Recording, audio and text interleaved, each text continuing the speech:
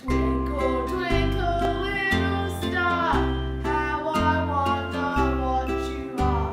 Up above, so above. Excuse me? Like How a dare you diamond sing such... in the sky? First of all, it's not a diamond in the sky, it's a star. And second of all, how dare you sing such a scientifically inaccurate song? Stars aren't little, they're massive. 600,000 kilometers, that's the diameter of the sun. You call that little? No, that's massive. And second of all, stars don't twinkle. It's because of the gassy refraction in the atmosphere. Why are you bullying me?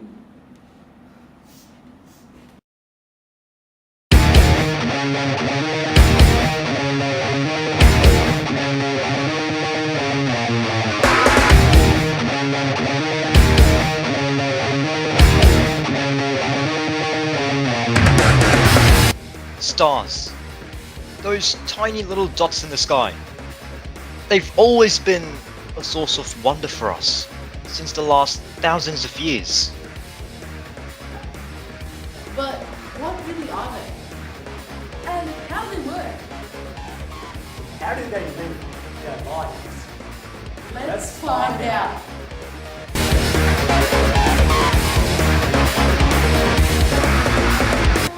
What are stars?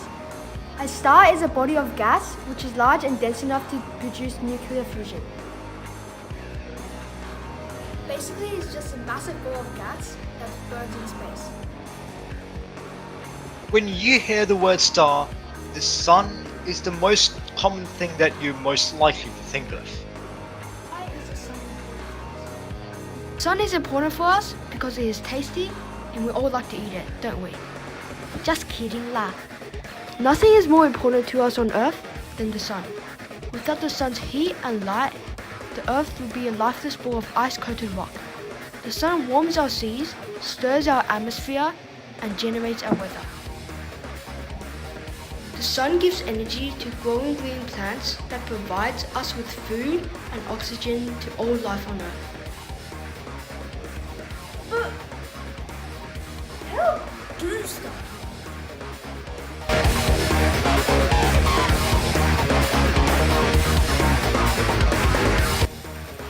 They all work by the same basic principle.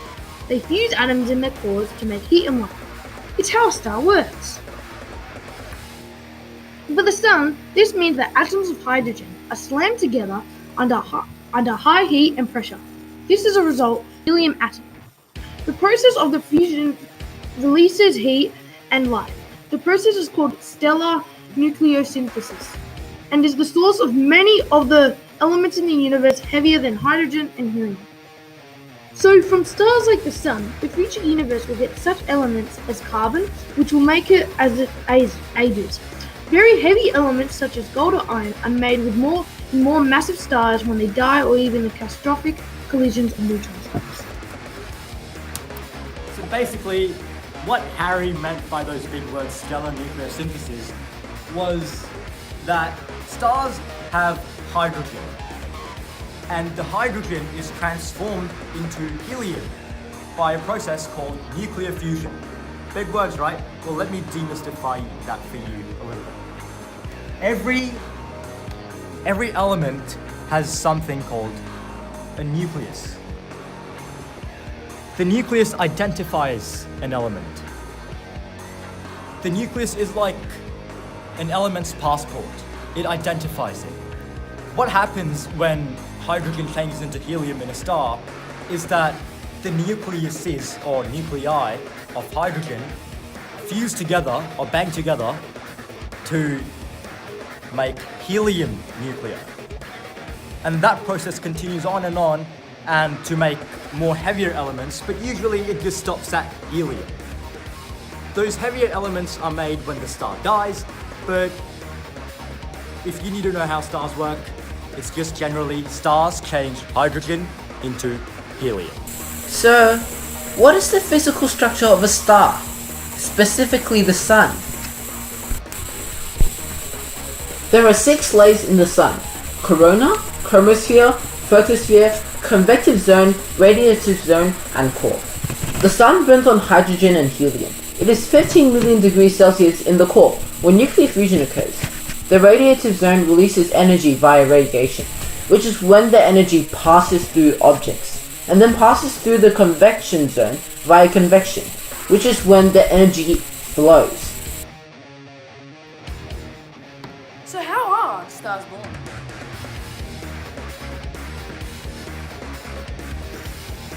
Stars are born when massive clouds of gas and dust called nebulae collapse under their own gravity. A star is born when atoms of light elements are squeezed under enough pressure for the nuclei to undergo fusion.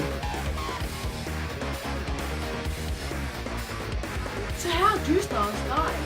Let's find out. Stars die once a star exhausts its nuclear fuels. Its core collapses into a dense white dwarf, and the outer layer are expelled as a planetary nebula. A planetary nebula is just a cloud of gas and dust. Also, if a star is a particular massive one, then it could form a black hole too. But we'll talk about that later.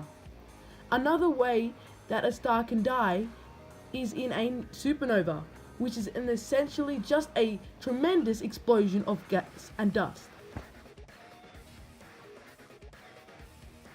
What is one key difference between stars and planets?